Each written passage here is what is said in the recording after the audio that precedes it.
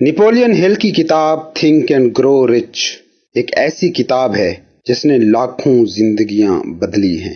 آپ کے لیے اس کتاب کو اردو آڈیو بک کی شکل میں پیش کرنا میرے لیے باعث اعزاز ہے۔ بنیادی طور پر یہ کتاب انسانی ذہن اور خوشحالی کے درمیان جو تعلق ہے اس کو بیان کرتی ہے۔ خوشحالی میں صرف مادی خوشحالی اور دولت ہی شامل نہیں، بلکہ خوشحالی سے مراد ہے کہ آپ چاہتے کیا ہیں اور اپنے چاہے کو پاتے کیسے ہیں۔ اگرچہ اس کتاب میں مصنف نے جن 500 اشخاص سے ملاقاتوں کا احوال بیان کیا ہے اور ان کے کامیابی کے راز کو ڈھونڈنے کی کوشش کی ہے، وہ سارے ہی دولت مند لوگ تھے، لیکن بنیادی تھیم اس کتاب کا ہے کامیابی، نہ کہ صرف دولت کمانا۔ دوسری طرف یہ بات بھی بالکل درست ہے کہ دولت اور کامیابی کا آج کی دنیا میں ایک گہرا رشتہ بن گیا ہے۔ آئیے سنتے ہیں تھنک اینڈ گرو رچ کو اردو آڈیو بک کی شکل میں۔ امریکہ سے تعلق رکھنے والے نیپولین ہل کے بارے میں سب سے معروف بات یہ ہے کہ تاریخ انسانی میں کسی بھی شخص کی وجہ سے اتنی تعداد میں لوگ مادی فلاح حاصل نہیں کر سکے جتنی تعداد میں نیپولین ہل کی وجہ سے لوگ کامیاب ہوئے۔ نیپولین ہل کی ساری کوششوں کا مرکز ان کا یہ قول رہا کہ جو انسان سوچ سکتا ہے وہ کر سکتا ہے، وہ پا سکتا ہے۔ سیلف ڈیولپمنٹ کے میدان میں ان کی کتاب تھنک اینڈ گرو رچ کو شاید سب سے بنیادی کتاب ہونے کا اعزاز حاصل ہے۔ نیپولین ہل کی داستان شروع ہوئی ورجینیا کی وائس کاؤنٹی کے دریائے پاؤنڈ کے کنارے ایک کمرے کے چھوٹے سے غریب گھر سے، جہاں 1883 میں نیپولین ہل کی پیدائش ہوئی۔ غربت کے ستم کافی نہ ثابت ہوئے تو نیچر نے ماں کی موت کی شکل میں نیپولین ہل پر ایک اور آزمائش تھوپ دی، مگر شاید یہ بھی کافی ثابت نہ ہوا۔ 12 سال کی عمر میں اس کے باپ نے دوسری شادی کر لی۔ اب نیپولین ہل ٹوٹ گیا۔ وہ ایک باغی، غصیلا اور جارح مزاج بچہ بن گیا، مگر یہ بغاوت اصل میں نقطۂ آغاز تھا اس عظمت کے اس سفر کا جو نیپولین کے حصے میں آنی تھی۔ اسی لایعنیت کے دور میں نیپولین ہل نے لکھنا شروع کیا۔ وہ ایک مقامی چھوٹے سے اخبار کے لیے اپنے پہاڑی دور دراز علاقے کی رپورٹنگ کرنے لگا۔ اس پس منظر کے ساتھ اس شخص نے اپنی زندگی کے 25 سال اس ایک جواب کی تلاش میں صرف کیے کہ آخر کیوں کچھ لوگ کامیاب ہوتے ہیں اور کچھ ناکام، اور اس نے اپنے سوال کا جواب ڈھونڈ بھی لیا۔ تھنک اینڈ گرو رچ اصل میں اسی سوال کا جواب ہے۔ اس کتاب کے 13 اصول وہ لائن ہیں جس کے ایک طرف دنیا کے کامیاب ترین لوگ ہیں تو دوسری طرف ناکامی کی کہانیاں۔ مقامی اخبار میں چھپنے والی اس کی تحریریں اخبار کے مالک کو بہت پسند آئیں اور لوگوں کو بھی، اور اس سے اتنی آمدنی بھی ہونے لگی کہ وہ لاء کالج کی فیس اور دیگر اخراجات کو پورا کر پاتا۔ اس کے بعد اخبار نے اسے بہت ہی دلچسپ سیریز لکھنے کو کہا۔ یہ سیریز تھی کامیاب لوگوں کے انٹرویوز اور ان کی کہانیاں۔ اس سیریز کے ایک انٹرویو نے نیپولین ہل کی ہی نہیں، اس کی کتاب سے متاثر ہونے والے لاکھوں لوگوں کی زندگیوں کو بدل دیا۔ یہ انٹرویو تھا اس وقت کے امریکہ کے امیر ترین انسان اور سٹیل میگنیٹ اینڈریو کارنیگی کا۔ انٹرویو کے دوران کارنیگی نے نیپولین کو کہا کہ میں تمہیں امریکہ کے 500 امیر لوگوں کے نام خط لکھ کر دیتا ہوں، تم ان سے ملو اور یہ ڈھونڈو کہ کیا کامیابی کا کوئی ایسا فارمولہ تشکیل پا سکتا ہے جو سائنسی ہو اور جو سائنسی فارمولے کی طرح حتمی ہو کہ کوئی بھی شخص اس فارمولے کو اپلائی کرے تو نتیجہ ایک ہی نکلے۔ یہ ایک بہت بڑا چیلنج تھا اور نیپولین ہل نے یہ چیلنج قبول کر لیا۔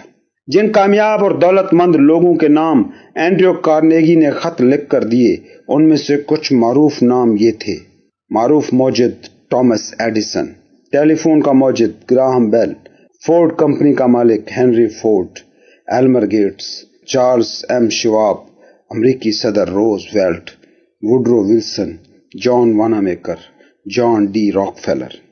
نیپولین ہل نے اپنی زندگی کے 20 سے بھی زیادہ سال اس چیلنج کو دے دیے اور اس کے نتیجے میں سامنے آئی فلسفی آف سکسیس، جسے ایک کتاب کی شکل میں ترتیب دیا گیا۔ جی وہی کتاب جس کی وضاحت آپ اس آڈیو بک سیریز میں سننے جا رہے ہیں، تھنک اینڈ گرو رچ۔ یہ کتاب اب تک کروڑوں کی تعداد میں بک چکی ہے اور لاکھوں ناکامیوں کو کامیابیوں کا لبادہ اڑا چکی ہے۔ کامیابی کا فلسفہ، کامیابی کے اصول انتہائی سادہ ہیں، مگر انہیں سمجھنے کے لیے آپ کو یہ کتاب غور سے پڑھنی نہیں بلکہ سننی ہوگی۔ نومبر 1970 میں ایک طویل اور کامیاب زندگی گزارنے کے بعد نپولین ہل کی ڈیتھ ہو گئی، مگر ان کی کتاب آج بھی لوگوں کو ناکامیوں کی دلدل سے نکالنے میں اپنا کردار ادا کر رہی ہے، اور آج بھی سیلف ہیلپ کی کیٹیگری میں یہ سب سے زیادہ بکنے والی کتابوں میں شامل ہے۔ نپولین ہل نے اس کتاب کو تحریر کرنے کے لیے کوئلے کی کان میں سے ہیرے ڈھونڈنے والے کان کون کی سی محنت کی ہے۔ سینکڑوں کامیاب انسانوں کے تفصیلی انٹرویوز میں سے وہ مشترک باتیں نکالنا کوئلے کی کان میں سے ہیرے نکالنے جیسا ہی کام تھا، وہ باتیں کہ جو فلسفہ کامیابی کے بنیادی اصول بن پاتی۔ اس کتاب کی خاص بات یہ ہے کہ جن لوگوں نے اس کتاب کو کبھی نہیں پڑھا ہے یا پڑھا ہے تو سرسری پڑھا ہے، ان کی نظر میں یہ کتاب ہمیں سکھاتی ہے کہ ہم سوچیں کیسے تاکہ دولت مند ہو سکیں۔ لیکن وہ لوگ جو اس کتاب کو متعدد بار پڑھ چکے ہیں، اس کتاب کے باقاعدہ حافظ ہو چکے ہیں، اس کتاب کو جن لوگوں نے پی لیا ہے، وہ ایک بالکل ہی مختلف نقطہ نظر رکھتے ہیں۔ ان کے مطابق یہ کتاب صرف پیسے کمانے کا کلیہ نہیں ہے، بلکہ یہ کتاب ہے ان اصولوں کا نام جنہیں اختیار کر کے بھرپور، کامیاب، خوشحال اور بہتر زندگی گزاری جا سکتی ہے۔ مجھے یقین ہے کہ اردو اور ہندی سمجھنے والے دوستوں کے لیے نپولین ہل کی یہ کتاب ایک نعمت سے کم ثابت نہیں ہوگی۔ آپ ہمارے ساتھ جڑے رہیں، اس کتاب کی ہر ویڈیو کو بار بار دیکھیں، اس کے اصولوں کو حرز جاں بنا لیں، تو میں آپ کو یقین دلاتا ہوں کہ آپ کی زندگی میں مثبت تبدیلیاں ضرور آئیں گی۔ اس کتاب کو سنتے ہوئے آپ کا جو بھی وقت خرچ ہوگا وہ آپ کے لیے ایک بہترین انویسٹمنٹ ثابت ہوگا۔ مصنف کا دیباچہ۔ اس کتاب کے ہر باب میں دولت کمانے کی ٹیکنیکس کے حوالے سے راز کو کھولا جائے گا، وہ راز کہ جو ان 500 افراد نے استعمال کیے جو بے تحاشا دولت کے مالک ہیں۔ میں نے ان 500 افراد کی منی میکنگ راز کا انتہائی باریک بینی سے جائزہ لیا ہے۔ اس راز کی طرف مجھے جس شخصیت نے متوجہ کیا وہ تھے اینڈریو کارنیگی۔ آج سے ربع صدی قبل شفیق و مہربان اینڈریو کارنیگی نے میرے ذہن میں اس راز کا بیج بویا تھا۔ اس وقت جب میں ابھی ایک لڑکا تھا، مجھے وہ دن اچھی طرح یاد ہے کہ آنکھوں میں ایک عجیب سی چمک لیے اینڈریو کارنیگی کرسی سے ٹیک لگائے بیٹھے تھے، جبکہ میں ان کے سامنے کھڑا تھا۔ ان کی آنکھوں میں گویا ترازو تھا جو یہ تولنے کی کوشش کر رہا تھا کہ مجھ سا ایک لڑکا اس بات کی اہمیت کو سمجھ بھی پا رہا ہے کہ نہیں جو وہ مجھے بتانے جا رہے تھے۔ جب انہیں یقین ہو گیا کہ مجھ میں یہ اہلیت ہے تو انہوں نے میرے سامنے وہ چیلنج رکھا اور کہا کہ تمہارے پاس 20 سال ہیں کہ دولت کمانے کے اس راز کو دنیا کے سامنے لے آؤ، جس کے جانے بنا کئی لوگ ہیں جن کے دل میں دولت مند بننے کا عزم تو ہے مگر وہ ناکامیوں سے دوچار ہوتے ہیں۔ میں نے کہا میں وعدہ کرتا ہوں کہ میں اس راز کو دنیا کے سامنے لے آؤں گا، اور اینڈریو کارنیگی کی مدد کے ساتھ میں یہ وعدہ پورا کرنے میں کامیاب ہوا۔ آج میں یقین سے کہہ سکتا ہوں کہ وہ راز جو اس بک کے ذریعے آپ پانے والے ہیں وہ عملی ہے، وہ کام کرتا ہے، اور اس کا ثبوت ہے وہ ہزاروں لوگ جنہوں نے اس راز کو آزمایا اور کھرا پایا۔ یہ لوگ زندگی کے ہر شعبے سے تھے جنہوں نے اس راز کی مدد سے دولت کمائی۔ میں یہ تسلیم کرتا ہوں کہ اس کتاب کو لکھنے کا خیال میرے ذہن میں اینڈریو کارنیگی نے ڈالا تھا کہ میں وہ راز دنیا کے سامنے لے آؤں جو اینڈریو کارنیگی کی دولت کمانے میں بے انتہا کامیابی کے پیچھے تھا، تاکہ ان لوگوں کی مدد ہو سکے جو دولت کمانا تو چاہتے ہیں مگر ان کے پاس وقت نہیں ہوتا کہ وہ یہ تحقیق کر سکیں کہ دولت مند بننے کی بنیادی ٹیکنیک کیا ہے۔ اینڈریو کارنیگی کو مجھ سے امید یہ تھی کہ میں اس فارمولے کی صداقت کے ثبوت ان لوگوں سے پیش کروں جنہوں نے دولت کمانے میں عملاً کامیابی حاصل کی تھی، وہ فارمولہ جس کو استعمال کرتے ہوئے اینڈریو کارنیگی دولت مند بنا تھا۔ اینڈریو کارنیگی کو یقین تھا کہ اس فارمولے کو اسکول اور کالج میں سلیبس کے طور پر پڑھایا جانا چاہیے۔ اینڈریو کارنیگی کو یقین تھا کہ دولت تخلیق کرنے والا یہ فارمولہ اگر اسکولوں کالجوں میں باقاعدہ انداز میں پڑھایا جائے تو تعلیمی ڈھانچے میں ایک بڑا انقلاب برپا ہو جائے گا اور تعلیم کا سارا دورانیہ بھی کم ہو کر نصف رہ جائے گا۔ مسٹر اینڈریو کارنیگی کا چارلس سیم شواب جیسے نوجوانوں کے ساتھ کام کرنے کا تجربہ ان کے اس یقین کی وجہ بنا تھا کہ اسکولوں اور کالجوں میں جو سلیبس پڑھایا جا رہا ہے اس سلیبس کا بڑا حصہ فضول ہے۔ انہوں نے خود اپنا کاروبار کئی دفعہ نوجوانوں کو سونپا تھا اور اس نتیجے پر اسی وجہ سے پہنچے تھے کہ ان نوجوانوں کو اگر تھوڑی سی درست کوچنگ دے دی جائے تو بہت کم اسکولنگ کے باوجود بھی یہ نوجوان دولت کما سکتے ہیں۔ اینڈریو کارنیگی نے جتنے بھی نوجوانوں کو اس فارمولے کے مطابق تیار کیا، جن کی ٹریننگ کی، ان میں سے جتنوں نے بھی اس فارمولے کو فالو کیا، وہ سب کے سب بے تحاشا دولت کمانے میں کامیاب رہے۔ فیتھ سے متعلق چیپٹر میں آپ یونائیٹڈ اسٹیٹ اسٹیل کارپوریشن کی داستان بھی سنیں گے، کیونکہ یہ ادارہ ایک نوجوان کا اچھوتا خیال تھا۔ وہ نوجوان کہ جس سے کارنیگی کو خیال آیا تھا کہ اگر اس فارمولے کو کسی بھی شخص کو سکھا دیا جائے تو وہ بے انتہا کامیاب ہو سکتا ہے۔ اس نوجوان کا نام تھا چارلس ایم شواب، جس نے اس فارمولے کو اپلائی کیا اور صرف ایک ہی لمحے میں $600 ملین کمائے۔ جب یہ کتاب لکھی جا رہی تھی اس وقت میرے اپنے بیٹے نے، جو کہ اس وقت اپنے کالج کے آخری سال میں تھا، اس نے دوسرے باب کا مسودہ اٹھایا اور اسے پڑھا۔ اس کتاب میں چھپا وہ راز اسے اس باب میں مل گیا۔ اس نے اس باب میں درج معلومات کو مؤثر انداز میں استعمال کیا اور کالج سے نکلتے ہی ایک ذمہ دار پوسٹ پر تعینات ہو گیا۔ اس کی جو ابتدائی تنخواہ مقرر ہوئی وہ اتنی تھی کہ جتنی عام لوگ تمام زندگی نوکری کرنے کے بعد بھی تصور نہیں کر سکتے ہیں۔ میرے بیٹے کی کامیابی کی یہ کہانی بھی اس کتاب کے چیپٹر نمبر 2 میں دی گئی ہے۔ ہو سکتا ہے کہ یہ کتاب جب آپ سننا شروع کریں تو اس خیال سے آپ اکتا جائیں کہ کتاب میں کامیابی کے جتنے بڑے بڑے دعوے کیے گئے ہیں وہ ناممکن ہیں۔ یہ اکثر ان لوگوں کے ساتھ ہوتا ہے کہ جو پہلے بھی حوصلہ ہارے ہوئے ہوں، مشکلات نے جن کے جسم سے روح کو نچوڑ دیا ہو۔ اگر آپ نے زندگی میں کچھ کرنے کی ٹھانی اور ناکام ہوئے، اگر آپ کسی بیماری کا شکار ہیں اور اگر آپ جسمانی طور پر معذور ہیں، تو چیپٹر نمبر 2 میں درج میرے بیٹے کی کہانی کہ کیسے اس نے کارنیگی فارمولے کا استعمال کرتے ہوئے کامیابی حاصل کی، آپ کی امید کے بجھتے ہوئے چراغ کے لیے ایک نئی روشنی ثابت ہوگی، وہ روشنی جسے آپ ڈھونڈ رہے ہیں۔ اس کتاب میں جو کامیابی کا فارمولہ دیا جا رہا ہے، یہی فارمولہ امریکہ کے صدر ووڈرو ولسن نے دوسری جنگ عظیم کے دوران استعمال کیا تھا۔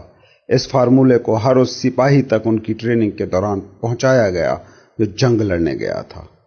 بعد میں صدر ووڈرو ولسن نے مجھے خود بتایا کہ جنگ کے لیے فنڈز جمع کرنے میں اس فارمولے نے ہماری بہت مدد کی تھی۔ 20 سال قبل فلپائنی جزائر کے ریزیڈنٹ کمشنر عزت مآب مانوئل کھوزن نے اس کتاب میں موجود فارمولے کا استعمال کرتے ہوئے اپنے لوگوں کو آزادی دلائی تھی۔ اس نے فلپائن کے لیے آزادی ہی نہیں لی بلکہ فلپائن کے پہلے صدر ہونے کا بھی اعزاز پایا۔ اس خفیہ فارمولے کا سب سے اہم پہلو یہ ہے کہ جنہوں نے اسے ایک بار پا لیا اور اسے استعمال کرنا سیکھ لیا، انہیں نہ صرف یہ کہ کامیابی کے لیے کوئی زیادہ کوشش نہیں کرنا پڑی، بلکہ ان کے دوبارہ ناکام ہونے کا بھی کوئی امکان باقی نہیں رہا۔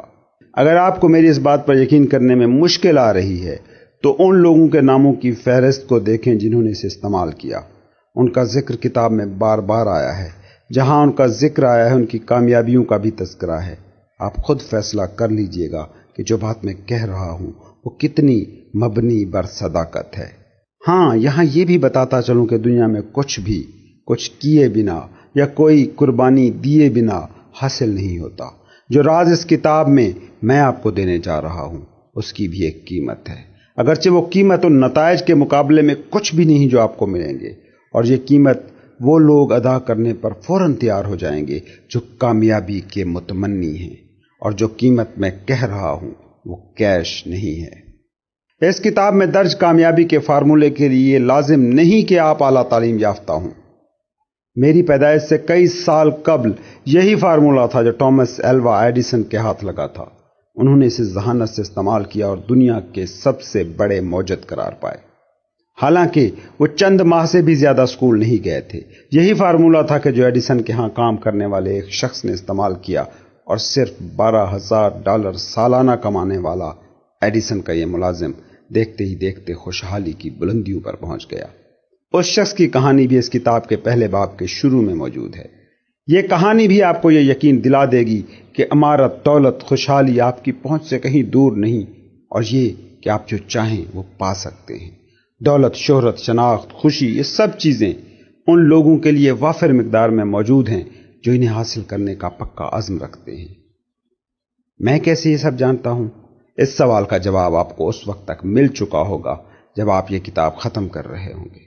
ہو سکتا ہے کہ کامیابی کا یہ فارمولہ آپ کو کتاب کے پہلے باب میں ہی مل جائے، یا ہو سکتا ہے کہ کتاب کے آخری صفحے پر پہنچنے کے بعد ہی یہ آپ کا مقدر ہو، مگر یہ یقین رکھیے کہ وہ راز اب آپ سے زیادہ دور نہیں۔ اپنی 20 سالہ تحقیق کے دوران جو مسٹر کارنیگی کے ایک چیلنج سے میں نے شروع کی تھی، میں نے سینکڑوں ہزاروں کامیاب لوگوں کا جائزہ لیا، اور ان سب لوگوں نے یہ مانا کہ انہوں نے یہی کارنیگی فارمولہ ہی اپلائی کیا تھا اور اس سے دولت، شہرت اور کامیابی سمیٹی تھی۔ اس طویل فہرست میں موجود کچھ نام میں یہاں دے رہا ہوں: ہنری فورڈ، ولیم ریگلے جونیئر، جان وانامیکر، جیمز جے ہل، George S Parker, E M سٹاٹلر، Henry ڈوہرٹی، Cyrus Curtis, George asset مین، تھیوڈور روزویلٹ، جان W ڈیویز، آلبرٹ ہبرڈ، ولبر right, William Jennings Brian, doctor star Jordan, جے آڈگن آرمور، Charles M Schwab, Harris F Williams, doctor Frank گنزولوس، Daniel ویلرڈ، king Gillette, Ralph اے ویکس، جج Daniel T right, John D Rockefeller, Thomas Alva Edison, Frank A Vanderlip, F W Woolworth, Colonel Robert A Dollar, Edward A Filene, Edwin C Barnes, Arthur Brisbane, Woodrow Wilson, Howard Taft, Luther Burbank, Edward W Bok, Frank A Munsey, Albert H Gary, Doctor Alexander Graham Bell, John H Patterson, Julius Rosenwald, Stuart Austin Wier, Doctor Frank Crane, George M Alexander, J G Chapline, Jennings Randolph, Arthur Nash, Clarence Daro. یہ ناموں کی ایک طویل فہرست کے بس کچھ ہی نام ہیں۔ اس کے علاوہ بھی ایسے سینکڑوں امریکیوں کو میں جانتا ہوں جنہوں نے کارنیگی فارمولے کا یہ راز پایا اور مالی یا دوسری کامیابیوں کو سمیٹا۔ اس پورے سفر میں ایک بھی ایسے شخص سے نہیں ملا جو اپنی جستجو کے نتیجے میں اس کامیابی کے فارمولے تک پہنچا ہو اور اسے کامیابی نہ ملی ہو، اور میں نے ایسا بھی کوئی کامیاب انسان نہیں دیکھا جو اپنے شعبے میں کامیابیوں کی معراج پر پہنچا ہو اور اس کے پاس یہ راز نہ ہو۔ ان دو حقیقتوں تک پہنچنے کے بعد میں اس نتیجے پر پہنچا ہوں کہ یہ راز بس قوت ارادی رکھنے والوں کے لیے ہے۔ اس کے لیے ایجوکیشن کی کوئی شرط نہیں۔ ویسے ایجوکیشن ہے کیا؟ اس سوال کا بھی تفصیلی جواب کتاب میں دیا گیا ہے۔ اگر تعلیم کا مطلب سکولنگ ہے تو اوپر جن کامیاب لوگوں کا میں نے ذکر کیا ہے ان کے پاس سکولوں کی واجبی سی ہی تعلیم تھی۔ جان وانامیکر واجبی سا پڑھا لکھا تھا۔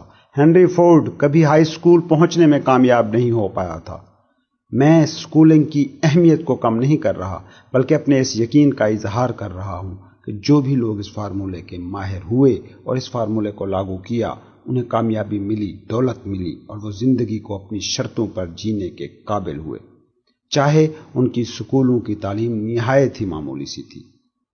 میں پہلے بھی بتا چکا ہوں اور پھر بتا رہا ہوں کہ اس کتاب میں کہیں بھی ایسا لمحہ آ سکتا ہے کہ جہاں آپ پر یہ راز کھل جائے گا کہ آپ کامیابی کے لیے تیار ہو، چاہے یہ پہلے باب کے دوران ہو جائے یا آخری صفحے پر۔ جب یہ راز سامنے آئے گا آپ خود بخود اسے پہچان لیں گے۔ جب آگہی کا یہ لمحہ اس کتاب کو پڑھتے ہوئے آپ کے سامنے خود کو ظاہر کرے تو ایک لمحے کے لیے ضرور رک کر اس لمحے کو احترام دیجیے گا کہ یہ آپ کی زندگی کا سب سے بڑا موڑ ہوگا۔ اب ہم پہلے چیپٹر کی طرف بڑھتے ہیں اور میرے عزیز ترین دوست کی کہانی سنتے ہیں جس نے میرے سامنے یہ مانا تھا کہ جب یہ صوفیانہ لمحہ آیا تھا اس نے چپ بیٹھ کر اس لمحے کو احترام دیا تھا، اور اس کی کامیابی کی یہ کہانی آپ اس چیپٹر میں پڑھنے والے ہیں۔ یاد رکھیں اس کتاب میں افسانے نہیں، سچے واقعے دیے گئے ہیں، مقصد جس کا بس ایک ہے کہ ایک عالمگیر سچ آپ کے سامنے پیش کیا جا سکے۔ پہلے باب کو شروع کرنے سے قبل آخری بات جو میں کہنا چاہوں گا کہ اگر آپ اس راز کو پانے کے لیے تیار ہیں تو اس فارمولے کی آدھی ملکیت آپ کو پہلے ہی مل چکی ہے، اس لیے جب اس کی باقی ادھوری ملکیت آپ کے سامنے ظاہر ہوگی آپ اسے فوراً ہی پہچان لیں گے۔ تعارف، انٹروڈکشن۔ وہ شخص جس نے تھامس ایڈیسن کے ساتھ تجارتی پارٹنرشپ کے بارے میں سوچا۔ اس بات میں کوئی شک نہیں کہ تھاٹس آر تھنگز، سوچیں اشیاء ہیں، اور اس وقت تو یہ بہت ہی طاقتور اشیاء بن جاتی ہیں جب واضح مقصد ہو، ثابت قدمی ہو اور دولت و فراوانی یا کامیابی کی خواہش شدید ہو۔ آج سے کوئی 30 سال پہلے کی بات ہے جب ایڈون سی بارنس نامی ایک شخص نے امیری اور سوچ کے درمیان اس تعلق کو دریافت کیا اور ثابت کیا کہ یہ فارمولہ حتمی اور حقیقی ہے۔ اس کی یہ دریافت کوئی ایسی چیز نہ تھی کہ ایک دن بیٹھے بیٹھے ہی اس تک وہ پہنچ گیا، بلکہ وہ قدم با قدم اور بتدریج اپنی اس دریافت تک پہنچنے میں کامیاب ہو سکا تھا۔ اس دریافت کا نقطہ آغاز تھا ایک شدید تمنا کہ میں نے تھامس ایڈیسن کا بزنس پارٹنر بننا ہے۔ بارنس کی اس خواہش کا بنیادی ترین عنصر ایک تھا، اور وہ یہ کہ اس کی یہ خواہش مطلق تھی، ایسی خواہش جس میں تبدیلی کے بارے میں اس نے کبھی سوچا ہی نہیں تھا۔ وہ برے حالات میں تھا، اس کی معیشت کمزور تھی، مگر تب بھی اس کے دل میں یہ خیال قطعاً بھی نہیں تھا کہ وہ اس وقت امریکہ کے امیر ترین بزنس مین کے لیے کام کرنے کا سوچتا۔ اس کا مقصد بس ایک تھا، ایڈیسن کے لیے نہیں، ایڈیسن کے ساتھ کام کرنا۔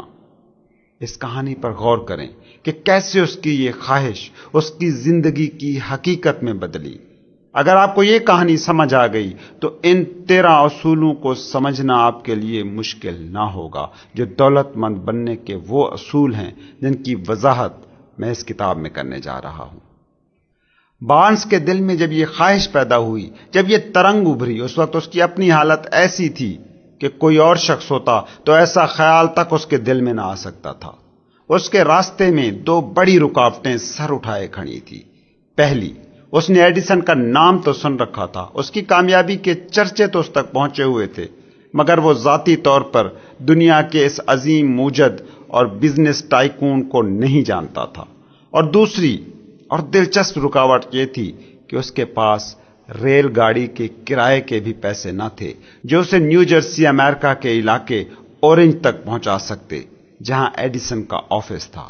سوچیں، ایسی 2 بنیادی قسم کی رکاوٹیں عام انسان کے سامنے ہوتی تو سب سے پہلا فیصلہ وہ یہی کرتا کہ گولی مارو اس خواہش کو۔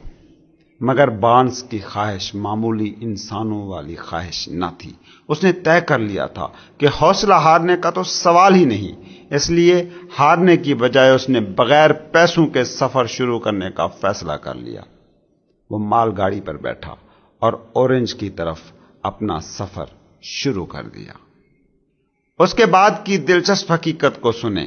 خالی جیب، تباہ حال، کسی نہ کسی طرح وہ عظیم سائنسدان، موجد اور بزنس مین ایڈیسن کی لیبارٹری تک پہنچ گیا، اور وہاں جا کر اس نے علل اعلان کہا کہ وہ اس عظیم موجد کے ساتھ پارٹنرشپ کے ارادے سے آیا ہے۔ ایڈیسن نے کئی سال بعد بارنس کے ساتھ اپنی اس پہلی ملاقات کا احوال ان الفاظ میں بیان کیا تھا کہ میرے سامنے ایک تباہ حال شخص کھڑا تھا، ایسا شخص جس کا دیوالیہ نکل چکا تھا، مگر اس کی آنکھوں میں ایک چمک تھی اور چہرے پر ایک عزم جو مجھے بتا رہا تھا کہ یہ شخص جو کرنے آیا ہے وہ ضرور کر کے رہے گا۔ کیونکہ ان طویل سالوں میں ایک چیز میں جان چکا تھا کہ اگر خواہش میں شدت ہو، اور ایسی شدت کہ پوری زندگی کو کسی ایک نقطے پر مرکوز کر دیا جائے، کسی ایک کامیابی کے لیے اپنا سب کچھ داؤ پر لگانے کو انسان تیار ہو جائے، تو اسے دنیا کی کوئی بھی طاقت نہیں ہرا سکتی۔ میں نے جب بارنس سے بات کی تو میں اسے موقع دینے پر تیار ہو گیا، کیونکہ میں نے دیکھ لیا تھا کہ وہ کامیابی کے حصول تک اپنی کوششوں سے باز آنے والا نہیں تھا۔ اس کے بعد واقعات نے جو رخ اختیار کیا، اس نے ثابت بھی کیا کہ میں نے جو سوچا تھا ویسا ہی ہو کر رہا۔ اس پہلی ملاقات میں نوجوان بارنس نے جو بھی کچھ ایڈیسن کو کہا وہ اہم نہیں ہے، اہم وہ تھا جو اس کے دماغ میں پل رہا تھا۔ اور ایڈیسن نے بھی اس ملاقات کے حوالے سے یہ کہا تھا کہ جو وہ کہہ رہا تھا اس کا کوئی مطلب نہیں تھا، مگر جو وہ سوچ رہا تھا وہ بہت اہم تھا۔ بارنس کو ایڈیسن کے آفس میں کام کرنے کا موقع مل گیا۔ اس کی وجہ اس کی ظاہری شکل و صورت اور حالت نہیں تھی، کیونکہ اگر ظاہری حالت پر ایڈیسن فیصلہ کرتا تو یہ پوائنٹ تو بارنس کے خلاف تھا۔ جس چیز نے اسے ایڈیسن کے دفتر میں گھسنے میں مدد دی وہ تھی اس کی سوچ۔ اور میں آپ کو بتا دوں کہ اگر آپ کو صرف یہی ایک پوائنٹ سمجھ میں آ جائے تو شاید آپ کو باقی کتاب کو سننے کی بھی ضرورت نہیں ہے۔ اب ایسا نہیں تھا کہ اس پہلی ملاقات میں نوجوان بارنس کو ایڈیسن کا پارٹنر بننے کا موقع مل گیا تھا۔ اسے ایڈیسن کے دفتر میں معمولی اور غیر ضروری سے کاموں پر تعینات کر دیا گیا، ایسے کام جو ایڈیسن کے لیے قطعاً بھی ضروری نہیں تھے مگر بارنس کے لیے ضروری تھے کہ وہ وہاں سے اپنی صلاحیتیں ایڈیسن کو دکھا سکتا تھا۔ وہ اپنے تخیل میں بنائے گئے اپنے بزنس پارٹنر کو اپنی صلاحیتیں دکھا سکتا تھا، اور یہی بات اس کے لیے بہت تھی۔ کئی ماہ گزر گئے اور کہیں اس خواہش کی تکمیل کے کوئی بھی آثار نہ تھے، وہ خواہش جو لے کر بارنس اپنے گھر سے بے سر و سامانی کے عالم میں نکلا تھا۔ لیکن باہر کی دنیا میں کچھ نہ ہونے کے باوجود بھی بارنس کے دماغ میں بہت کچھ تھا جو چل رہا تھا، اور وہی اہم تھا۔ اس کے دماغ میں ایڈیسن کا بزنس پارٹنر بننے کی خواہش میں شدت تھی کہ بڑھتی جا رہی تھی۔ ماہرین نفسیات بالکل ٹھیک کہتے ہیں کہ جب کوئی شخص کسی چیز کے لیے ذہنی طور پر تیار ہو جاتا ہے تو پھر باہری حالات بھی اسی طرف سفر کرنا شروع کر دیتے ہیں۔ بارنس ایڈیسن کا پارٹنر بننے کے لیے ذہنی طور پر بالکل تیار ہو چکا تھا، اور اس سے بھی اہم بات کہ اس کا عزم اور پختہ ہو چکا تھا کہ وہ جو ڈھونڈنے نکلا ہے اسے ڈھونڈے بغیر پلٹنے کا سوچ بھی نہیں سکتا۔ اس کے ذہن میں کبھی یہ خیال تک نہ آیا کہ میری خواہش اہم کانا ہے، اور یہ کہ مجھے یہ حماقت بھری خواہش چھوڑ کر سیلز مینی شروع کر دینی چاہیے جس سے کم چند پیسے تو مل ہی سکتے ہیں۔ بلکہ اس کے برعکس جب بھی وہ خود سے بات کرتا تو یہی کہتا، میں یہاں ایڈیسن کا بزنس پارٹنر بننے آیا ہوں، اور میں اپنی اس خواہش کی تکمیل کے لیے باقی کی اپنی ساری زندگی بھی داؤ پر لگانے کو تیار ہوں۔ اور جب وہ خود سے یہ بات کر رہا ہوتا تھا تو ایسا نہیں تھا کہ وہ بس کھوکھلی لفاظی کر رہا ہوتا، بلکہ اس سے اس کی عملاً یہی مراد ہوتی کہ یا تو ایڈیسن کا پارٹنر بنوں گا یا پھر یہی کوشش کرتے کرتے زندگی گزار دوں گا۔ میں آپ کو بتاؤں کہ ہر انسان کی کہانی کسی اور ہی طرح سے لکھی جاتی اگر وہ اپنی زندگی کا ایک مقصد طے کر کے اس پر ثابت قدم ہو جاتا، اس حد تک ثابت قدم کہ اہم کانا خیال عملی حقیقت کی منزل تک نہ پہنچ جاتا۔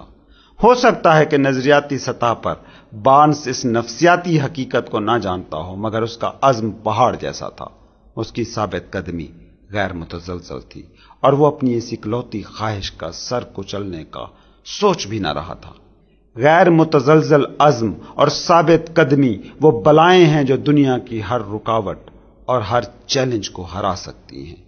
بارنس کے ساتھ بھی یہی ہوا، وہ ڈٹا رہا، اور آخر کار وہ موقع آ گیا۔ اور جب یہ موقع آیا تو عجیب ہی شکل میں آیا، ایسی شکل میں کہ بارنس نے جس طرح کبھی تصور بھی نہیں کیا تھا۔ موقع، اپرچونٹی کی یہی چال ہوتی ہے، ٹرک ہوتی ہے۔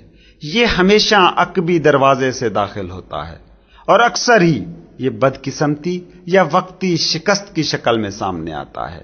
اپرچونٹی کی یہی نیچر شاید وہ وجہ ہے کہ ہم میں سے اکثر لوگوں کی زندگی میں جب اپرچونٹی آتی ہے، جب موقع آتا ہے، ہم اسے پہچان نہیں پاتے۔ ہوا یہ کہ حال ہی میں مسٹر ایڈیسن نے ایک آفس ڈیوائس مکمل کی تھی جس کا اس وقت نام رکھا گیا تھا ایڈیسن ڈکٹیٹنگ مشین، اور جسے اب ایڈی فون کہا جاتا ہے۔ اس مشین کو بیچنے کے حوالے سے ایڈیسن کے سیلز مین زیادہ دلچسپی نہیں لے رہے تھے کہ ان کی نظر میں یہ کوئی بکنے والی چیز نہیں تھی۔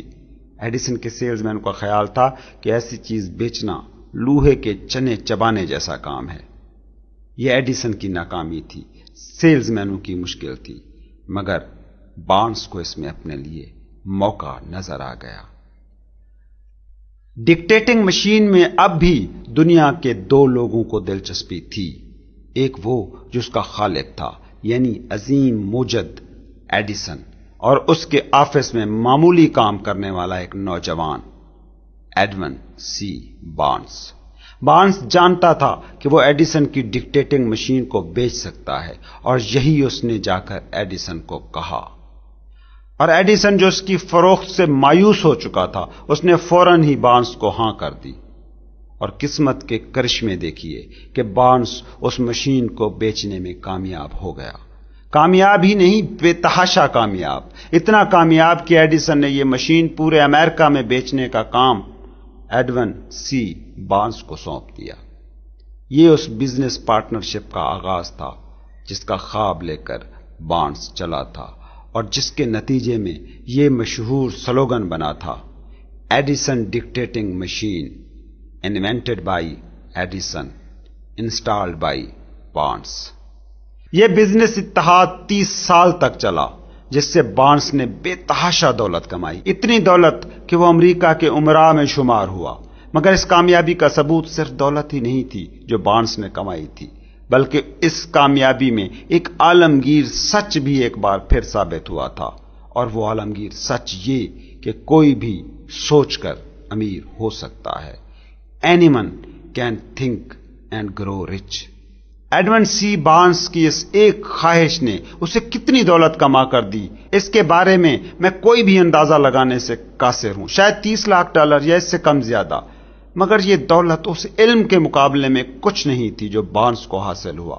علم کہ ایک بے وقت سا خیال بھی جب گہری خواہش کا روپ بھرتا ہے تو مادی خوشحالی میں ٹرانسلیٹ ہو سکتا ہے۔ بارنس کے دل میں صرف یہ خیال ہی آیا تھا کہ وہ عظیم ایڈیسن کا بزنس پارٹنر بنے گا، بے تحاشا دولت کمائے گا، اور جب یہ خیال اس کے دماغ میں آیا تھا، اس وقت عملاً اس کے پاس کچھ بھی ایسا نہیں تھا جو اس کی اس خواہش کو پورا کر سکتا۔ مگر اس خیال نے جو معجزہ دکھایا وہ مادی نہیں، صرف خیالی تھا، اور خیال یہ تھا کہ وہ جان گیا تھا کہ اسے کیا چاہیے۔ پھر اس کا یہ خیال گہری خواہش اکلوتا مقصد بن گئی۔ اس نے ثابت قدمی کا ہاتھ پکڑا اور ایک بیکار سے خیال کو عملی حقیقت میں ڈھال دیا۔ اس کے پاس ایک دھیلا تک نہ تھا کہ وہ ایڈیسن کا پارٹنر بن پاتا۔ اس کے پاس کوئی تعلیم نہیں تھی کہ وہ بڑے منصوبے بناتا۔ اس کا کوئی اثر و رسوخ نہیں تھا، ایک معمولی سا غریب آدمی۔ مگر جو چیز اس کے پاس تھی وہ کافی تھی۔ اس کے پاس قدم اٹھانے کا جذبہ تھا، اپنے خیال پر اسے یقین تھا، اور وہ جیتنے کا ارادہ رکھتا تھا۔ اور ان نہ نظر آنے والے اثاثوں سے اس نے خود کو دنیا کے سب سے عظیم موجد کا منظور نظر اور پسندیدہ ترین شخص بنا دیا۔ ایڈون سی بارنس کی یہ داستان کیا یہ بتانے کے لیے کافی نہیں کہ انسانی سوچ اور دولت کے درمیان کیا تعلق ہے؟ اچھا، میں آپ کو اب یہی حقیقت ایک اور پہلو سے سمجھانے کی کوشش کرتا ہوں، اس کے بالکل متضاد اینگل سے اس تصور کی وضاحت کرتا ہوں۔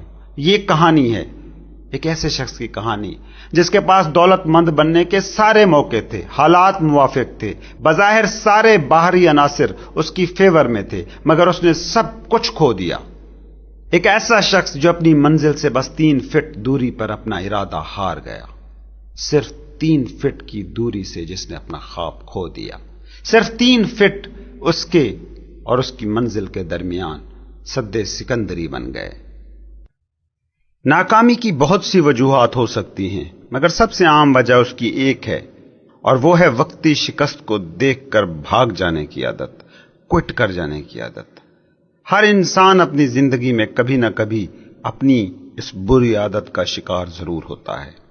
اس کی بہترین مثال آپ کو اس کہانی سے مل سکے گی۔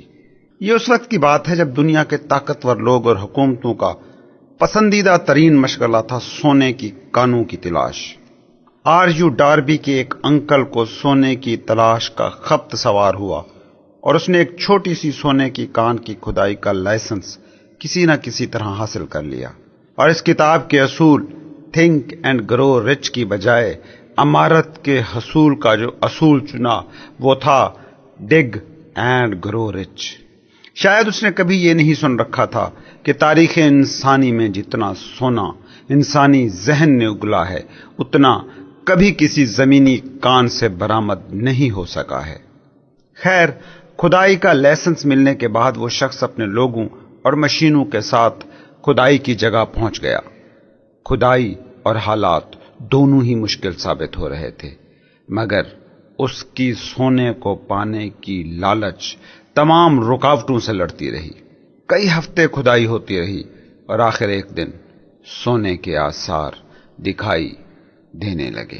اس نے کھدائی فوراً روکی اور وہ جدید مشینیں لینے چلا گیا جو اس دھات کو باہر نکالنے کے لیے ضروری تھی۔ وہ میری لینڈ کے علاقے ولیمز برگ اپنے گھر آیا اور چند ہی قریبی دوستوں اور رشتہ داروں کو اپنی اس کامیابی کے بارے میں بتایا۔ سب نے مل کر پیسے جمع کیے تاکہ ضروری مشینری کو خریدا اور مطلوبہ مقام تک پہنچایا جا سکے۔ انکل اور مسٹر ڈاربی کھدائی کے لیے پھر کان کی طرف لوٹ آئے۔ کھدائی میں جس جگہ سونے کے آثار ملے تھے وہیں سے نمونہ بھٹی میں جانچ کے لیے بھجوایا گیا۔ پہلی ہی جانچ کے نتائج حیران کن رہے۔ لیب نے بتایا کہ شاید یہ کولوراڈو کی سونے کی سب سے بڑی کان ثابت ہو۔ صرف چند ہی کھیپیں ایسی نکلیں گی اور سارا قرض چکتا ہو جائے گا، اور اس کے بعد تو صرف نفع ہی نفع ہے۔ ان لوگوں نے یہ سوچا۔ جوں جوں کھدائی گہری ہوتی جا رہی تھی، انکل اور ڈاربی کی امیدیں اوپر اوپر جا رہی تھیں، اور پھر ایک سانحہ ہو گیا۔ سونے کے جو ذرات اور ٹریل مل رہی تھی وہ غائب ہو گئی۔ وہ سب آثار غائب ہو گئے جو ڈاربی اور اس کے انکل کو یہ یقین دلا رہے تھے کہ انہوں نے امریکہ کی سب سے رچ سونے کی کان دریافت کر لی ہے۔ انہوں نے کھدائی میں اور شدت لائی کہ کہیں وہ آثار انہیں پھر مل پاتے جو سونے کی بڑی کان کی نشانی تھے، مگر سونا اس زمین سے ایسے غائب ہو چکا تھا جیسے کہتے ہیں گدھے کے سر سے سینگ۔ اور پھر انہوں نے فیصلہ کیا، وہی فیصلہ جو لوگوں کی اکثریت کرتی ہے، اپنی کوشش ترک کرنے کا فیصلہ، کوئٹ کرنے کا فیصلہ۔ انہوں نے ایک کباڑیے کو سارا کھدائی کا سامان اور مشینری اونے پونے داموں میں بیچ دی اور ٹرین پکڑ کر مایوس واپس میری لینڈ لوٹ آئے۔ اکثر کباڑیے احمق ہوتے ہیں، مگر ڈاربی اور اس کے انکل نے جس کباڑیے کو آن لوکیشن یہ مشینری بیچی تھی وہ احمق نہیں تھا۔ اس نے ایک انجینئر کو بلایا اور اسے کہا کہ وہ اس کان کا جائزہ لے اور بتائے کہ یہاں سونا ملنے کے کوئی چانسز ہیں کہ نہیں۔ انجینئر نے بڑی باریک بینی سے جائزہ لیا اور کباڑیے کو بتایا کہ یہ پروجیکٹ اس لیے ناکام ہو گیا ہے کیونکہ اس کے مالکان کو فالٹ لائنز کے بارے میں کچھ پتہ نہیں تھا۔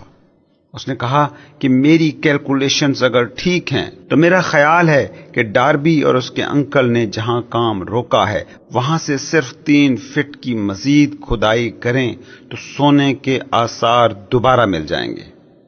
اور حیران کن بات یہ کہ اس کباڑیے نے یہ ڈرلنگ کرائی اور صرف 3 ہی فٹ پر وہ آثار مل گئے۔ یہ کولوراڈو کی سب سے بڑی سونے کی کان ہے۔ کباڑیے کو اس ایک مہم نے کروڑ پتی بنا دیا۔ وجہ اس کی کامیابی کی بس ایک تھی کہ اس نے کوئٹ کرنے، ہمت ہارنے سے قبل ایکسپرٹ اوپینین لے لی تھی۔ اس کھدائی مہم کے لیے جو بھی مشینیں آئی تھیں وہ ایک شخص کی کوششوں کا نتیجہ تھی، اور وہ شخص تھا R.U. ڈاربی، جو تب ایک نوجوان آدمی تھا، ایسا نوجوان جس پر اس کے پڑوسیوں اور رشتہ داروں دوستوں کو یقین تھا کہ یہ کچھ بڑا کر سکتا ہے، اور ان کا یہی یقین تھا کہ انہوں نے مشینوں کی خریداری کے لیے جب ڈاربی کو پیسے کی ضرورت پڑی تو اسے پیسہ دینے سے انکار نہ کیا۔ R.U. ڈاربی نے اگرچہ اس پیسے کی پائی لوٹائی، مگر ڈرلنگ میں ناکامی کے بعد اسے یہ پیسے لوٹانے میں کئی سال لگ گئے۔ کافی عرصہ گزر گیا۔ مسٹر ڈاربی کو اپنی جوانی کی اس مہم میں جو ناکامی ہوئی تھی، جو نقصان ہوا تھا، وہ سارا نقصان بھی پورا کر لیا گیا اور ناکامی کو کامیابی میں بھی بدل دیا گیا۔ اور یہ واقعہ ہوا اس وقت جب اس نے یہ دریافت کیا کہ سونے کی کان ہی نہیں، ڈیزائر کو، خواہش کو بھی سونے میں بدلا جا سکتا ہے۔ اور یہ دریافت اس نے کی جب وہ لائف انشورنس کے بزنس میں داخل ہوا۔ اس کے ذہن میں ہمیشہ ایک چیز موجود رہی کہ اسے زندگی کی سب سے بڑی ناکامی تب ہوئی تھی جب اس نے سونے سے صرف 3 فٹ کی دوری پر ہمت ہار دی تھی۔ اس نے اپنی اس آگہی کو، اس علم کو اپنے بزنس کا اصول بنا لیا۔ اسے جب بھی ناکامی ملتی تو وہ خود سے کہتا کہ میں وہ شخص ہوں جو سونے سے صرف 3 فٹ پہلے کوئٹ کر گیا تھا۔ اس لیے اس نے طے کر رکھا تھا کہ اگر کوئی شخص اس کی انشورنس پالیسی لینے سے انکار کرے گا تو وہ پھر بھی کبھی رکے گا نہیں۔ اس وقت ڈاربی ان 50 کے قریب لوگوں میں ایک تھا جو سالانہ $10 لاکھ سے زیادہ لائف انشورنس بیچتے تھے۔ سونے کی کان کی کھدائی میں ہمت ہار دینے کا واقعہ اس کے ذہن سے ایسا چمٹا کہ اس نے اس کے بعد زندگی میں کبھی کوئٹ نہیں کیا۔ یاد رکھیے، دنیا میں کوئی بھی انسان جو بڑی کامیابی پاتا ہے، اسے اپنی اس کامیابی تک پہنچنے کی راہ میں کئی وقتی شکستوں بلکہ ناکامیوں کا سامنا ہوتا ہے۔ شکست جب انسان کے حواس پر طاری ہو جاتی ہے تو آسان ترین اور منطقی چیز ایک ہی بچ رہتی ہے: کوئٹ، ہمت ہار دینا، پیچھے پلٹ جانا۔ اور یہی وہ کام ہے جو انسانوں کی عظیم اکثریت کرتی ہے۔ امریکہ کی تاریخ کے 500 امیر ترین لوگوں نے مجھے بتایا کہ ان کی زندگی کی سب سے بڑی کامیابی انہیں اس وقت ہاتھ لگی جب حالات یہ تھے کہ وہ خود کو شکست خوردہ محسوس کر رہے تھے۔ ہار کے کنارے پر ہی انہیں ہمیشہ جیت ملی۔ کامیاب انسانوں کی اکثریت اس وقت کامیابی کا گوہر پا سکی جب وہ شکست کے ہاتھوں ٹوٹ پھوٹ کا شکار ہونے کے قریب تھے۔ میں آپ کو بتاؤں کہ ناکامی، وقتی شکست ایک ٹرک ہے، ایک چھلاوا جس میں عجیب سی ایک چالاکی ہوتی ہے۔ شکست کو سب سے زیادہ مزہ اس وقت ملتا ہے جب وہ کسی ایسے شخص کو بہکانے میں کامیاب ہو جاتی ہے جو کامیابی کے بالکل پاس ہو۔ مستقل مزاجی کے حوالے سے $0.5 کا ایک سبق۔ مسٹر ڈاربی کو سونے کے بزنس کی ناکامی نے جو ایک سبق سکھایا وہ تھا مستقل مزاجی، ڈٹ جانا، اور یہ کہ نو کا مطلب ہر بار نو نہیں ہوتا۔ اور اسے اپنے اس اصول پر یقین اس وقت آیا جب اس کی زندگی میں ایک بہت ہی دلچسپ واقعہ ہوا۔ ایک دوپہر کا ذکر ہے کہ وہ اپنے ایک انکل کے ساتھ ایک پرانی سی چکی پر موجود گندم پیس رہا تھا۔ اس کے انکل کا ایک بڑا سا کھیت تھا جہاں کئی نیگروز، حبشی ملازم کام کرتے تھے۔ ڈاربی اور اس کا انکل سٹور میں موجود چکی میں گندم کی پسائی میں مصروف تھے کہ اچانک آہستگی سے سٹور کا دروازہ کھلا۔ ایک چھوٹی سی نیگرو بچی جو کسی ہاری کی بیٹی تھی اندر آئی، دروازے کے ساتھ ہی دیوار سے ٹیک لگا کر کھڑی ہو گئی۔ انکل نے کرخت لہجے میں اس کی طرف دیکھا اور غراتے ہوئے اس سے پوچھا، کیا چاہتی ہو؟ بچی نے منمناتے ہوئے نحیف لہجے میں کہا کہ میری ماں 50 سینٹ مانگ رہی ہے۔ انکل نے غصے سے کہا کہ چلو جاؤ، نہیں ہے میرے پاس، دوڑ لگاؤ اور گھر پہنچو۔ لڑکی نے کہا یس سر، لیکن زبان سے ہاں کہنے کے باوجود لڑکی وہاں سے ذرا بھی نہیں ہلی۔ انکل کام میں مصروف ہو گئے، اس طرف دیکھنا ہی گوارا نہ کیا کہ لڑکی وہاں سے گئی یا ابھی تک کھڑی ہے، لیکن لڑکی ابھی تک وہیں کھڑی تھی۔ جب انکل نے اوپر منہ اٹھایا اور دیکھا کہ لڑکی ابھی تک وہاں موجود ہے، اس نے چلاتے ہوئے کہا، میں نے کہا نہیں تمہیں کہ دفع ہو جاؤ، اپنے گھر جاؤ، ورنہ میں تمہیں اٹھا کر باہر پھینک دوں گا۔ چھوٹی سی بچی نے پھر کہا یس سر، مگر وہ اپنی جگہ سے ہلی 1 انچ بھی نہیں۔ انکل نے گندم کا وہ برتن نیچے پھینکا جو ابھی وہ چکی میں انڈیلنے والا تھا، اور ساتھ پڑا ایک ڈنڈا اٹھایا اور خونخوار انداز میں بچی کی طرف بڑھنا شروع کر دیا۔ ڈاربی کی سانسیں رکنے لگیں۔ اسے یقین تھا کہ انکل اس بچی کی جان لے لے گا، کیونکہ وہ اپنے انکل کے غصے سے واقف تھا۔ اور اس وقت امریکہ کے اس خطے میں صورتحال یہ تھی کہ حبشی نیگرو لوگوں کو جان سے بھی مار دیا جاتا تو کوئی بھی گوروں کو پوچھنے والا نہیں ہوتا تھا۔ جب انکل اس جگہ پہنچا جہاں لڑکی کھڑی تھی تو بجائے اس کے کہ وہ نحیف سی بلیک لڑکی پیچھے ہٹتی یا بھاگتی، وہ 1 قدم آگے بڑھی۔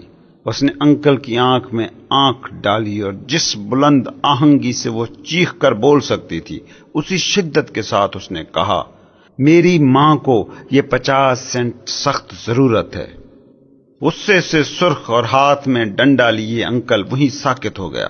وہ 1 منٹ تک اس لڑکی کو دیکھتا رہا اور پھر اچانک اس نے ڈنڈا نیچے رکھا، جیب میں ہاتھ ڈالا اور $0.5 کے سکے باہر نکالے اور لڑکی کو دے دیے۔ لڑکی نے پیسے لیے اور پچھلے قدموں پر چلتی ہوئی دروازے کی طرف جانے لگی، مگر اس دوران 1 لمحے کے لیے بھی اس کی نظر اس شخص کے چہرے سے نہ ہٹی جس کو اس نے ابھی فتح کیا تھا۔ جب وہ لڑکی چلی گئی تو انکل وہیں پڑے ایک باکس پر یوں بے بسی میں ڈھہ گئے جیسے ان کے جسم میں جان ہی نہ ہو، اور تقریباً 10 منٹ تک وہ کھڑکی سے باہر آسمان کو بیٹھے ہونکوں کی طرح تکتے رہے۔ شاید وہ سوچ رہے تھے کہ اس کے ساتھ ہوا کیا تھا، اور سوچ صرف انکل ہی نہیں رہا تھا، مسٹر ڈاربی بھی سوچ رہے تھے۔ اس نے اپنی زندگی میں پہلی بار دیکھا تھا کہ کوئی سیاہ بچہ اپنے سے 4 گنا زیادہ عمر کے سفید آقا کو یوں ملیا میٹ کر کے چلا گیا تھا۔ اس نے آخر یہ کیسے کیا؟ آخر انکل کے ساتھ ایسا کیا ہوا کہ اس کا سارا غصہ ہوا ہو گیا اور کسی خونخوار سے بھیڑیے سے ایک دم بے ضرر بھیڑ کا بچہ بن گیا؟ وہ کیا جادوئی طاقت تھی جو اس بچی نے استعمال کی اور اپنے سے بڑی عمر اور برتر نسل کے آدمی پر غلبہ پا لیا؟ مسٹر ڈاربی کے ذہن میں اس وقت یہی سارے سوال گردش کر رہے تھے، مگر اس وقت ان سوالوں کے کوئی جواب اسے نہ سوجھے۔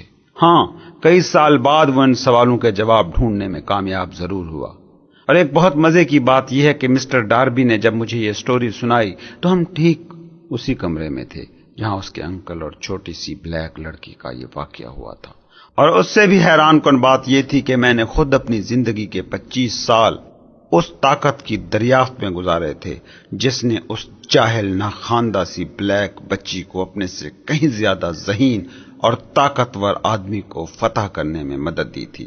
ٹھیک اسی بوسیدہ چکی والے کمرے میں کھڑے ہو کر مسٹر ڈاربی نے یہ سٹوری مجھے سنائی اور کہانی کا اختتام اس سوال پر کیا کہ مجھے اس کہانی سے کیا سمجھ آئی؟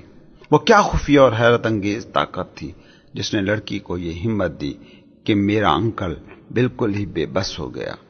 اس سوال کا جواب اگر آپ جاننے میں دلچسپی رکھتے ہیں تو یہ کتاب ہی اس کا جواب ہے۔ جواب کامل بھی ہے اور بھرپور بھی۔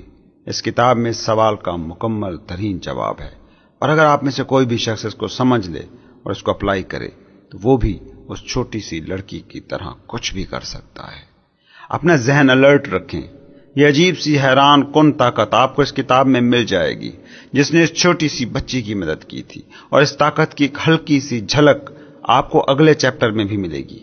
اس کے علاوہ بھی کتاب میں کہیں بھی یہ حیران کن طاقت آپ کو محسوس ہوگی، وہ طاقت جو ہمیشہ آپ کے پاس ہے آپ کے فائدے کے لیے، ایک ایسی طاقت جو کچھ بھی کر گزرنے کی صلاحیت رکھتی ہے۔ ہو سکتا ہے کہ اس طاقت سے آگہی آپ کو پہلے ہی چیپٹر میں مل جائے یا آگے کے کسی چیپٹر میں، یا ہو سکتا ہے کہ کوئی ایسا آئیڈیا آپ کے دماغ میں سما جائے اور اس طاقت کو آپ پر ظاہر کر دے جس کا ذکر اس کتاب میں کہیں ہو سکتا ہے اس کتاب کا کوئی آئیڈیا، کوئی واقعہ آپ کے لیے بازگشت بن جائے اور اپنی زندگی کی کوئی ناکامی، کوئی شکست آپ کی نظروں میں گھوم جائے، اور کئی سال بعد آپ اپنی اس شکست سے کوئی سبق سیکھ سکیں، کوئی نتیجہ نکال سکیں۔ میں نے مسٹر ڈاربی کو اس طاقت کے بارے میں بتایا جو اس چھوٹی بچی نے استعمال کی تھی، اور مسٹر ڈاربی نے کھلے دل سے یہ تسلیم کیا کہ اس کی زندگی میں اس کے بعد جو کامیابیاں آئیں اس میں اس کہانی کا بڑا حصہ تھا۔ مسٹر ڈاربی نے بتایا کہ جب بھی کوئی گاہک میری انشورنس پالیسی کو لینے سے انکار کرتا ہے، نو کہتا ہے اور مجھے ٹالنے کی کوشش کرتا ہے، تو وہ چھوٹی سی بلیک بچی میرے سامنے آ کھڑی ہوتی ہے اپنی بڑی سی آنکھوں کے ساتھ، اور آنکھوں میں عجیب سی ایک چمک کے ساتھ، اور میں یہ کہنے پر مجبور ہو جاتا ہوں کہ میں یہ پالیسی اس شخص کو بیچ کر ہی رہوں گا۔ میں نے اپنی زندگی میں جتنی بھی بڑی انشورنس پالیسیاں بیچی ہیں وہ ایسے ہی بیچی ہیں، ایسی پالیسیاں کہ جن کے خریداروں نے شروع میں انہیں خریدنے سے انکار کیا۔ مسٹر ڈاربی نے کہا کہ میں سونے کی دریافت سے صرف 3 فٹ دوری پر ہارا تھا، مگر یہ شکست بھی اصل میں ایک فتح تھی۔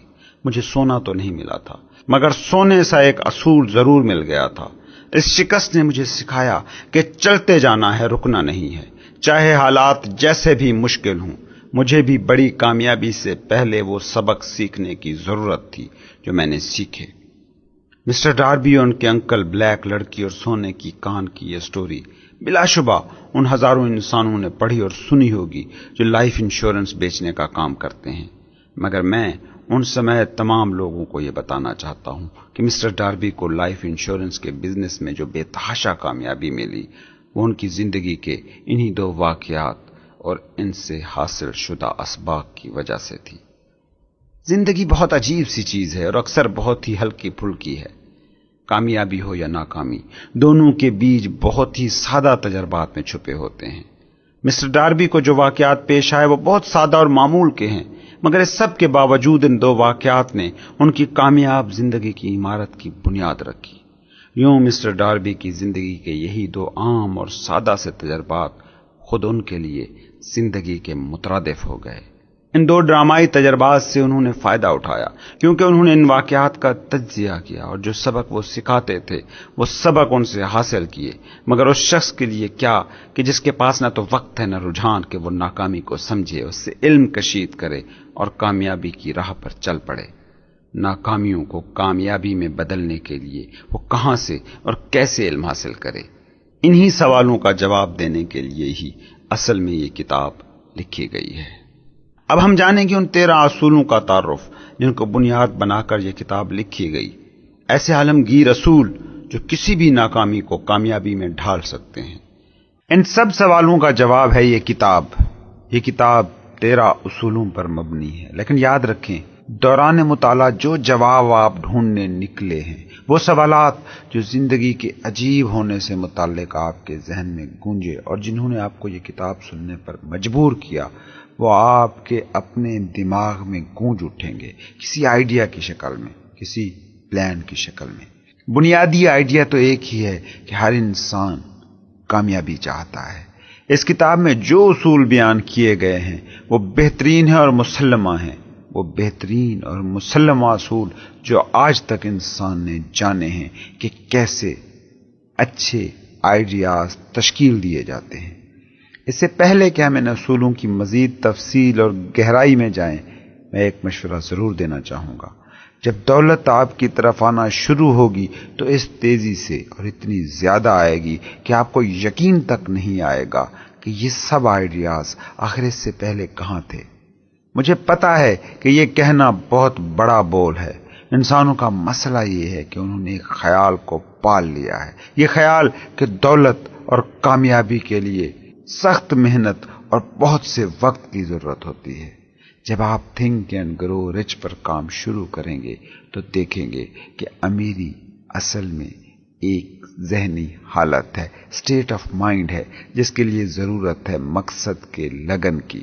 مقصد کی لگن ہو تو بہت کم بلکہ نہ ہونے کے برابر محنت کی ضرورت ہوگی۔ آپ اور کوئی بھی شخص جو اس کتاب کو سن رہا ہے، اسے چاہیے کہ وہ اس اسٹیٹ آف مائنڈ کے بارے میں جانے جو امیری کو، دولت کو اٹریکٹ کرتی ہے۔ میں نے 25 سال تحقیق میں گزارے۔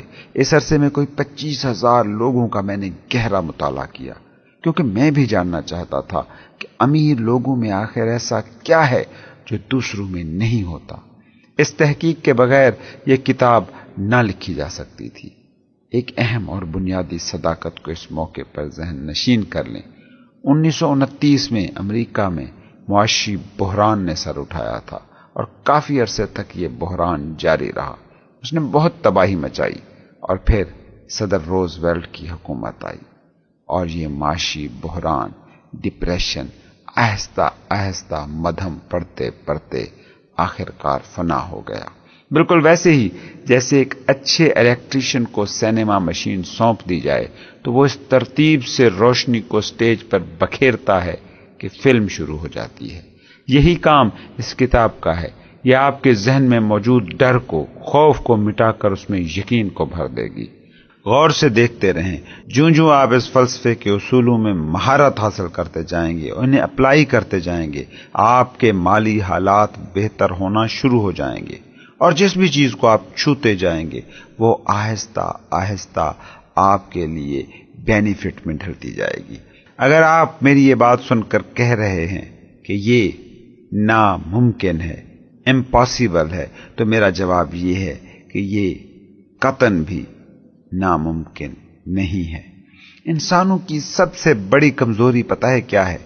سب سے بڑی کمزوری یہ ہے کہ وہ لفظ ناممکن سے بہت زیادہ آشنا ہو گئے ہیں۔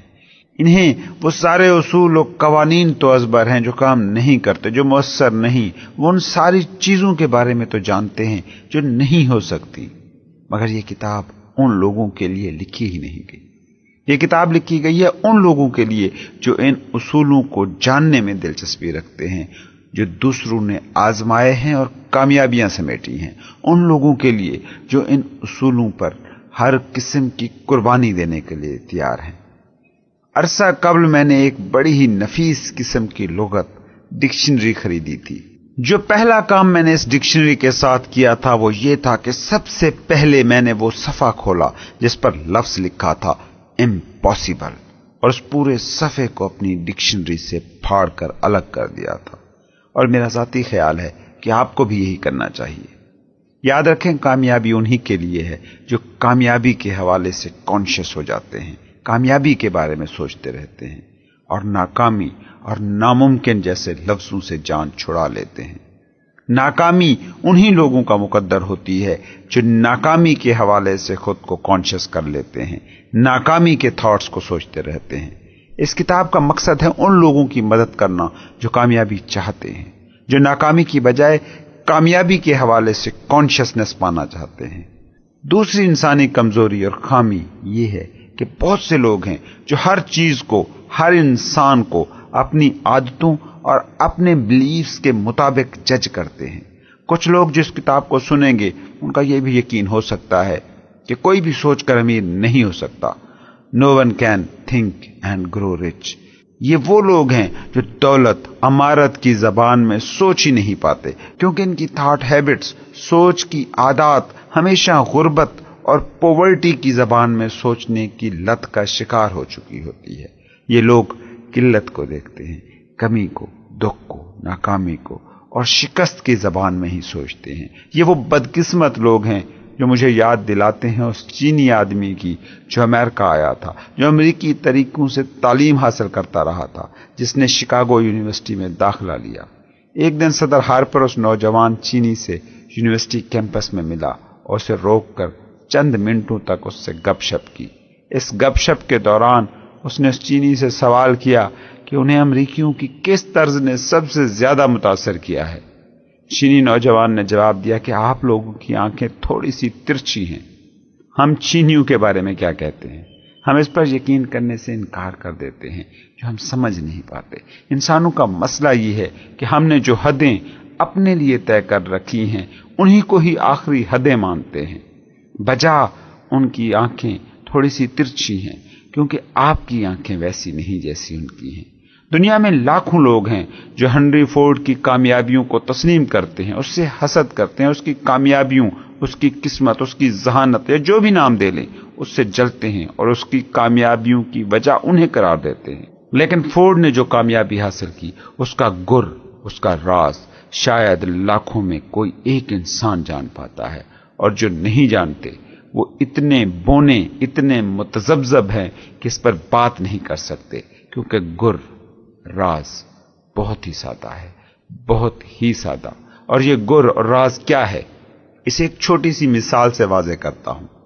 چند ہی سال پہلے کی بات ہے کہ فورڈ نے اپنی مشہور زمانہ V8 موٹر کی تیاری کا فیصلہ کیا۔ اس نے فیصلہ کیا کہ وہ ایک ہی پیک میں 8 سلنڈرز کا انجن بنائے گا، اور اپنے انجینئرز کو حکم دیا کہ وہ اس کے لیے اس انجن کو ڈیزائن کریں۔ ڈیزائن کو کاغذوں پر اتارا گیا، انجینئروں نے اس پر ہر اینگل سے غور کیا اور اس نتیجے پر پہنچے کہ اکٹھے 8 سلنڈروں والا گیس انجن بنانا ناممکن ہے۔ فورڈ نے ان کی بات سنی اور کہا، خیر کچھ بھی، تم لوگ یہ بناؤ۔ مگر ان لوگوں نے کہا یہ ناممکن ہے۔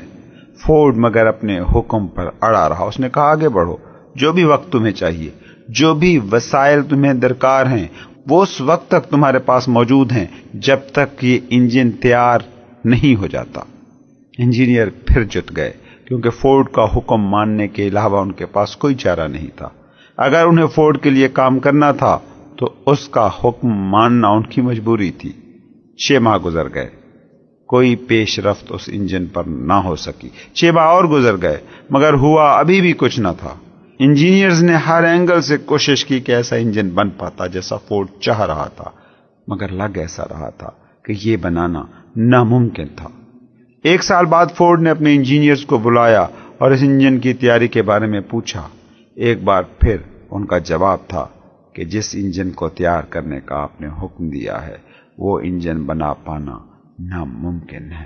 فورڈ نے پھر ان سے کہا، لگے رہو، مجھے یہ چاہیے اور میں یہ بنا کر رہوں گا۔ انجینئر پھر کام میں لگ گئے اور پھر ایک معجزہ ہوا۔ راز گر دریافت ہو گیا۔ فورڈ کا عزم مصمم پھر جیت گیا۔ وہ جو تھنکنگ اینڈ گروئنگ رچ کے اصولوں پر یقین رکھتے ہیں انہیں جان لینا چاہیے کہ فورڈ اگر کروڑ پتی بنا تو اس کے پیچھے بس یہی راز تھا۔ اس کامیابی کو سمجھنے کے لیے کہیں دور جانے کی ضرورت نہیں۔ ہنری فورڈ کامیابی کی ایک داستان ہے۔ کیونکہ وہ کامیابی کے اصولوں کو سمجھتا تھا اور انہیں اپلائی کرنا جانتا تھا، اور کامیابی کے ان اصولوں کی بنیاد ہے ڈیزائر، تمنا، یہ جاننا کہ آپ چاہتے کیا ہو۔ فورڈ کی اس کہانی کو سمجھیں اور ان لائنوں پر غور کریں، ان اصولوں کو سمجھیں جو فورڈ نے اپلائی کیے تھے، اور آپ جانیں گے کہ وہ کامیابی جو فورڈ کو ملی تھی وہ آپ بھی اپنے شعبے میں حاصل کر سکتے ہیں۔ You are the master of your fate, the captain of your soul. آپ ہی وہ ہو جو اپنی تقدیر کے آقا ہو، آپ ہی اپنے وجود کے جہاز کے کپتان ہو۔ کیونکہ جب ہینلے نے یہ لائنز لکھی تھیں کہ I am the master of my fate, I am the captain of my soul, وہ ہمیں یہی بتا رہا تھا کہ ہم خود ہی ہیں اپنی تقدیر کے مالک، اپنی روح کے آقا، کیونکہ یہ ہم ہی ہیں جو اپنے تھاٹس پر کنٹرول پانے کی صلاحیت رکھتے ہیں۔ شاید ہینلے کو ہمیں یہ بھی بتانا چاہیے تھا کہ وہ ایتھر جس میں ہماری یہ دنیا تیر رہی ہے، جس میں ہم گھوم پھر رہے ہیں، وہ انرجی کی ہی ایک شکل ہے، ایسی انرجی جس میں بے تحاشا ہائی فریکوینسی ہے، اور یہ کہ یہ ایتھر ایک عالمگیر طاقت سے بھری ہے، اور وہی روپ وہ بھر لیتی ہے جیسے تھاٹس ہم اپنے دماغ میں بناتے رہتے ہیں، اور یہ بہت فطری انداز میں ہم پر اثر انداز ہوتی ہے اور ہمارے تھاٹس کو مساوی مادی ترقی میں ڈھال لیتی ہے۔ اگر شاعر لینلے ہمارے لیے اس راز کو بھی کھول دیتا تو ہم جان لیتے کہ کیسے ہم اپنی تقدیر کے آقا ہیں اور اپنی روح کے مالک ہیں۔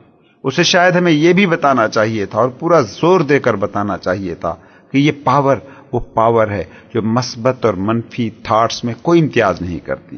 اسے بتانا چاہیے تھا کہ جب ہم غربت کے تھاٹس میں ڈوبے رہیں گے تو یہی تھاٹس مادی دنیا میں غربت کی شکل میں سامنے آئیں گے۔ اسے ہمیں بتانا چاہیے تھا کہ یہی تھاٹس اگر ہمارا دولت خوشحالی پر فوکس کرتے تو اسی سپیڈ اسی سرعت کے ساتھ دولت بھی ہمارا مقدر ہو سکتی تھی جس سرعت اور تیزی کے ساتھ ہمیں غربت جکڑ لیتی ہے۔ اسے ہمیں شاید یہ بھی بتانا چاہیے تھا کہ ہمارے دماغوں کے غالب تھاٹس وہ مقناطیس بن جاتے ہیں جو اپنے تھاٹس کے مطابق ہی چیزوں کو اٹریکٹ کرتے ہیں۔ ہماری زندگی میں جو لوگ آتے ہیں، جو اشیاء آتی ہیں، جو کامیابیاں جو ناکامیاں آتی ہیں، وہ انہی تھاٹس کے ساتھ ہی ہم آہنگ ہوتی ہیں جو ہم سارا دن سوچتے رہتے ہیں۔ اسے ہمیں بتانا چاہیے تھا دولت اور امارت اور کامیابی سے قبل ہمیں اپنے دماغ میں اس میگنیٹ کو تیار کرنا ہے جو دولت اور خوشحالی کو اپنی طرف کھینچ سکے۔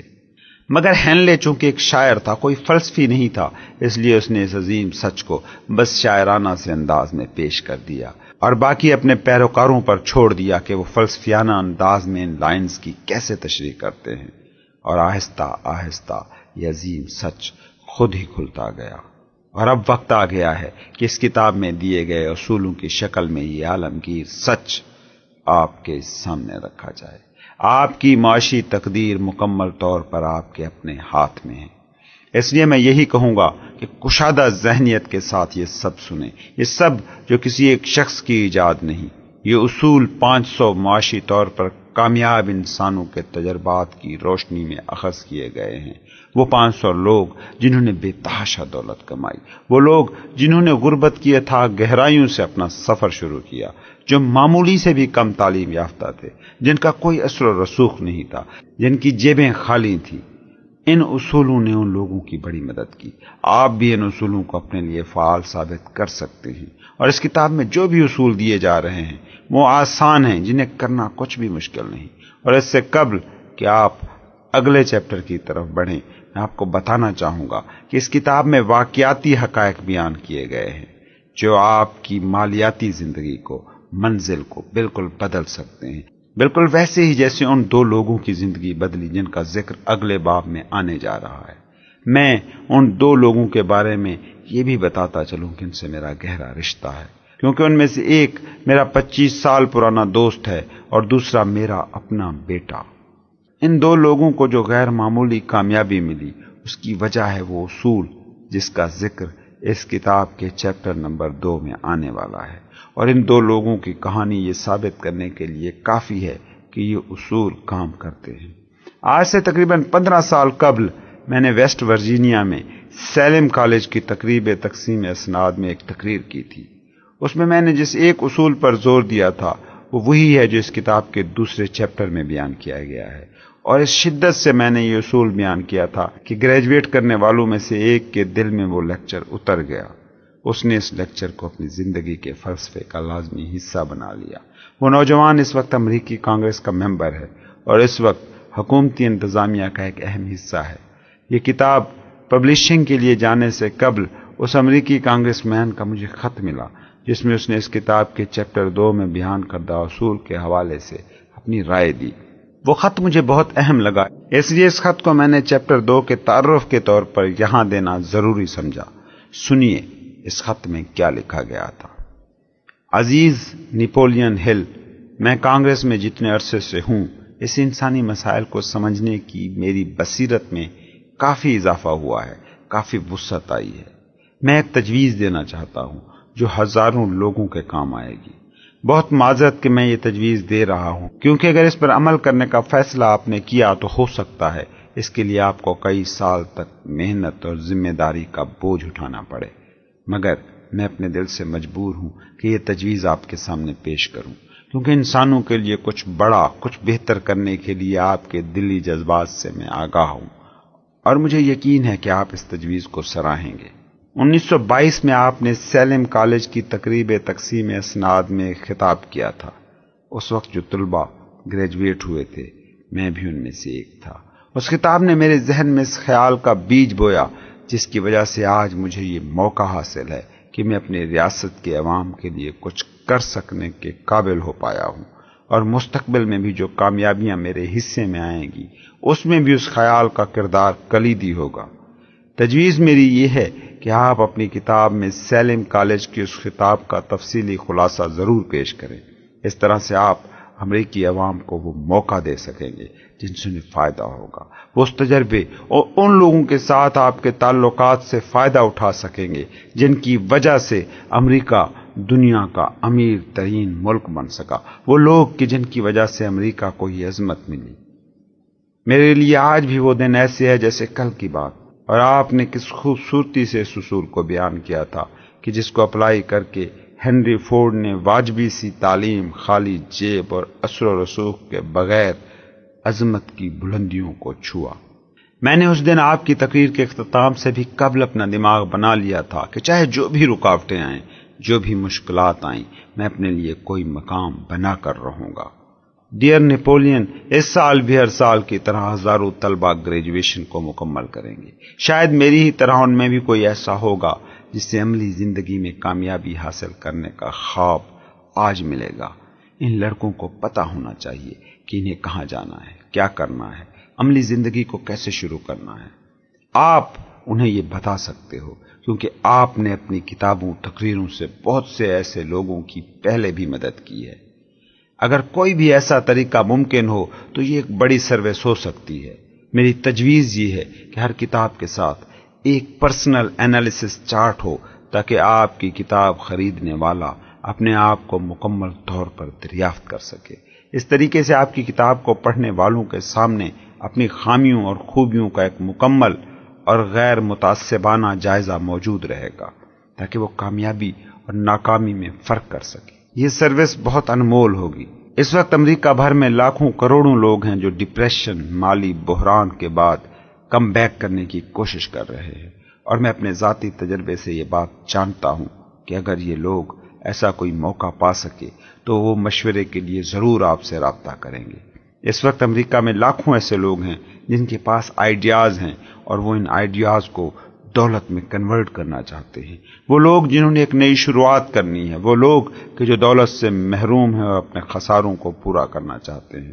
اگر کوئی شخص دنیا میں ان لوگوں کی مدد کر سکتا ہے تو وہ آپ ہیں۔ اگر آپ اس کتاب کو شائع کریں تو میری خواہش ہے کہ اس کی پہلی کتاب اپنے آٹوگراف کے ساتھ مجھے ضرور بھیجیں۔ بہترین خواہشات آپ کے لیے، آپ کا اپنا رینڈولف جیننگز۔ رینڈولف جیننگز کے اس خط کے بعد شروع ہوتا ہے وہ چیپٹر جس میں دیے گئے اصول پر عمل کر کے ہی رینڈولف جیننگز نے کامیاب زندگی گزاری۔ یہ ان 13 اصولوں کا پہلا اصول ہے جس کا عنوان ہے ڈیزائر، خواہش۔